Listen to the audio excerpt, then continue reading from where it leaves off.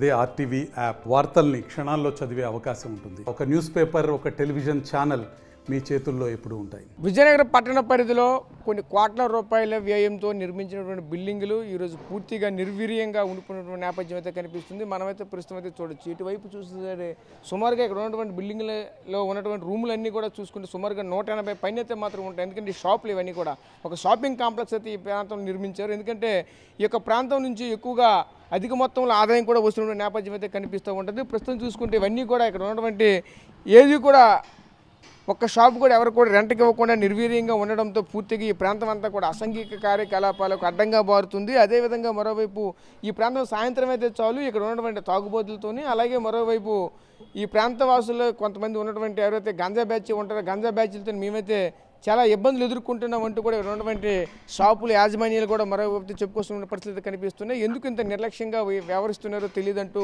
మరొక వైపు అయితే ఆవేదన వ్యక్తం చేస్తున్న పరిస్థితి కూడా కనిపిస్తుంది. సాయంత్రం అయితే చాలు ఈ ప్రాంతంలో అసలు ఎవరూ కూడా రాలేకపోతున్న పరిస్థితి అయితే కనిపిస్తూ ఉంటాయి. ఎందుకంటే ఒకవైపు తాగుబోతుల బ్యాచ్లు అయితే మరొక వైపు వస్తాయి. అదేవిధంగా మరోవైపు చూసుకుంటే ఈ గంజా బ్యాచ్లు కూడా ఈ యొక్క ప్రాంతాల్లో హల్చల్ చేస్తున్న పరిస్థితి కనిపిస్తూ ఉంటుంది. ఎందుకంటే ఇటువైపు ఎవరైనా సరే రావాలంటే చాలా భయంతో రావాల్సిన పరిస్థితి కనిపిస్తూ ఉంటుంది. చూసుకుంటే ఫస్ట్ ఫ్లోరు అలాగే సెకండ్ ఫ్లోర్ ఇది చూసుకుంటే 2 ఫ్లోర్లు అయితే మాత్రం ఈ యొక్క ప్రాంతంలో నిర్మాణం అయితే జరిగాయి. ఈ 2 ఫ్లోర్లు కూడా పూర్తిగా నిర్వీర్యంగా ఉంచినటువంటి పరిస్థితి కనిపిస్తుంది.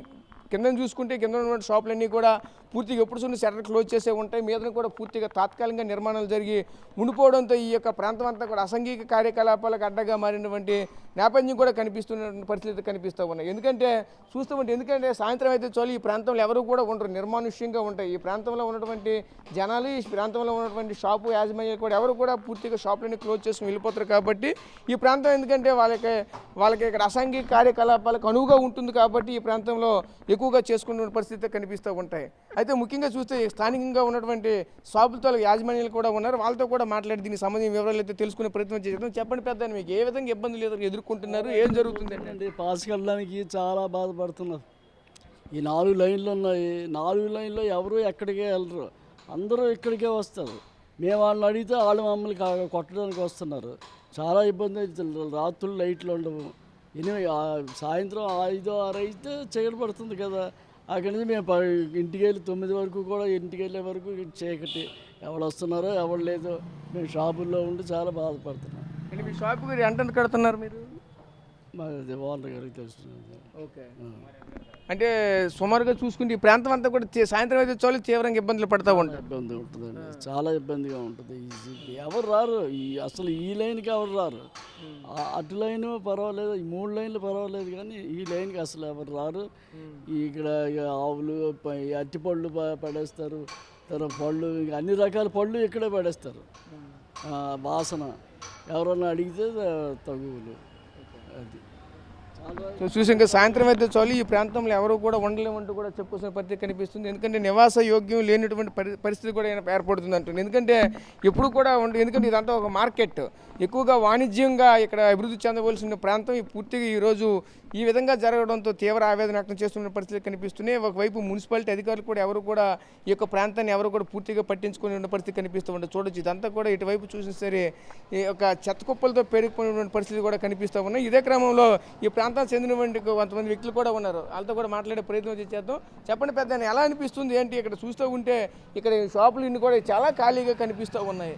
ఇదంతా కూడా ఒక విధంగా మున్సిపాలిటీ కూడా రెవెన్యూ అయితే ఎక్కువగా వచ్చేటువంటి మార్గం. ఈ మార్గాన్ని ఎందుకు పూర్తిగా ఈ విధంగా ఉంచేస్తున్నారు? ఏం జరుగుతుంది ఇక్కడ? ఇది మున్సిపల్ కాంప్లెక్స్ డంపింగ్ యార్డ్ అని అనిపిస్తుంది. ఎందుకంటే ఈ ప్రాంతాలు ఉంది. మున్సిపల్ కాంప్లెక్స్ అంటే ఎంత శుభ్రంగా ఉండాలి, ఎంత నీట్గా ఉండాలి. ఇన్ని షాపులు ఖాళీగా ఉన్నాయి.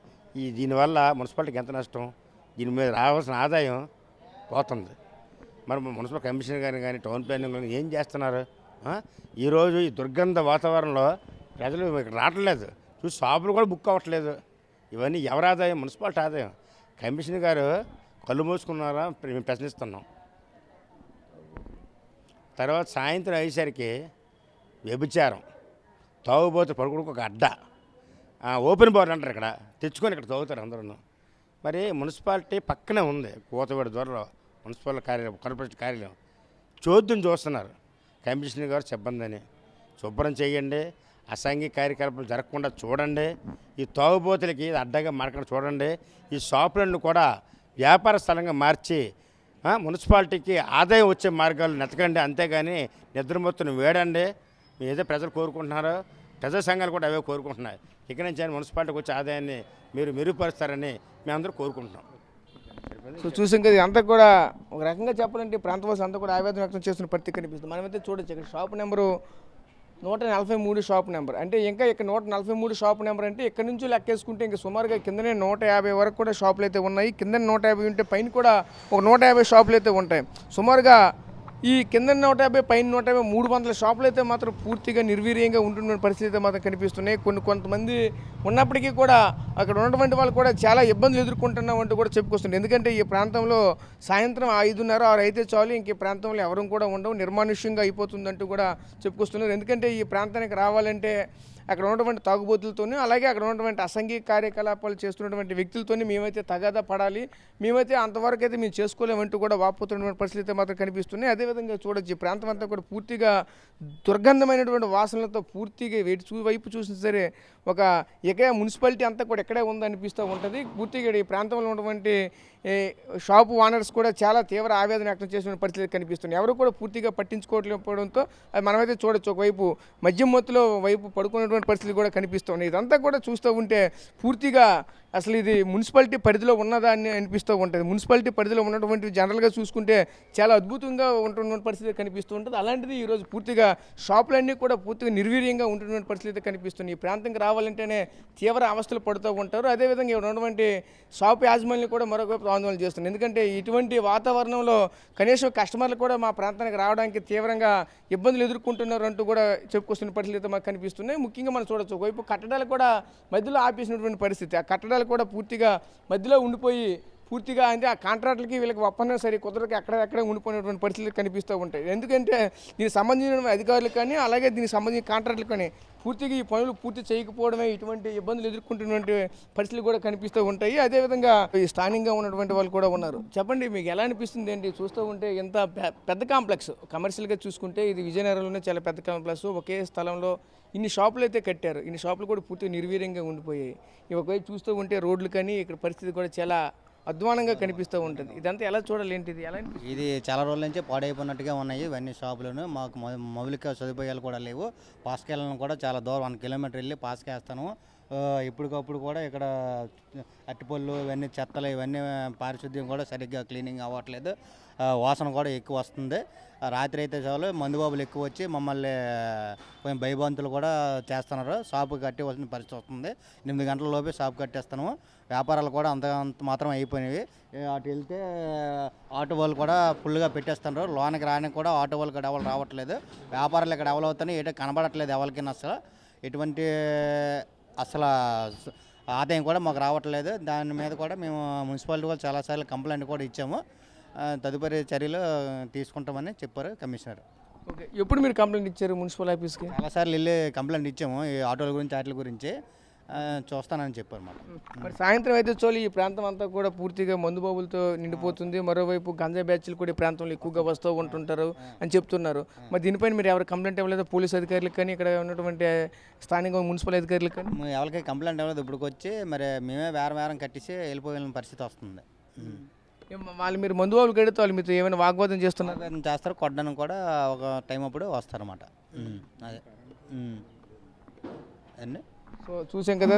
అంతా కూడా చెప్తూ ఉంటే ఎలా అనిపిస్తుంది అంటే ఈ ప్రాంతం అంతా కూడా చాలా తీవ్ర ఇబ్బందులు ఎదుర్కొంటున్న పరిస్థితి కనిపిస్తుంది. ఎందుకంటే మనం ఇవన్నీ చూస్తూ ఉంటాం. సుమారుగా 300 షాపుల వరకు కూడా ఉంటాయి. 300 షాపులు కూడా ఈ విధంగా పూర్తిగా నిర్వీర్యంగా ఉంటున్న పరిస్థితి. ఒకవైపు కొంత షాపులకు ఉన్నప్పటికీ కూడా ఓనర్లకు కూడా అక్కడ ఉన్నటువంటి షాప్ ఓనర్లకు కూడా ఆవేదన వ్యక్తం చేసిన పరిస్థితి అయితే కనిపిస్తుంది. ఎందుకంటే ఈ ప్రాంతాన్ని పూర్తిగా శుభ్రం చేయరు. ఈ ప్రాంతం అంతా కూడా దుర్గంధమైనటువంటి వాసనతో వెసదలుతూ ఉంటుంటుంది. పూర్తి కనీసం మౌలిక వసతులు లేనటువంటి ఒక ప్రాంతంగా చూస్తున్నారు. ఈ ప్రాంతంలో ఎక్కువగా అసంఘిక కార్యకలాపాలకు అడ్డగా మారుతున్న పరిస్థితి. ఎందుకంటే ఎవరు కూడా లేనటువంటి పరిస్థితి, పైనంతా కూడా ఖాళీగా ఉంటాయి. ఈ ప్రాంతంలో ఎక్కువగా చూసుకుంటే మందుబాబులు, అలాగే మరోవైపు గంజాయి మోకలు కూడా ఈ ప్రాంతంలో ఎక్కువగా ఉన్నాయి అంటూ కూడా స్థానికులు అయితే మరోవైపు చెప్పుకొస్తూ ఆవేదన వ్యక్తం చేస్తున్న పరిస్థితి కనిపిస్తుంది. ప్రస్తుతం ఇది విజయనగరం జిల్లాలో ఉన్నటువంటి ఈ మున్సిపాలిటీ పరిధిలో ఉన్నటువంటి బిల్డింగ్ల యొక్క పరిస్థితి.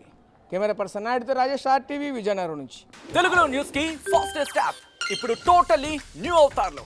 జస్ట్ 5 seconds లో కంప్లీట్ న్యూస్, సోషల్ మీడియాలో ట్రెండ్స్ కి 1 stop solution, live TV app, voice search option తో ఇప్పుడే డౌన్లోడ్ చేయండి లేదా అప్డేట్ అయిపోండి. యాప్ లింక్ డిస్క్రిప్షన్లో ఉంది.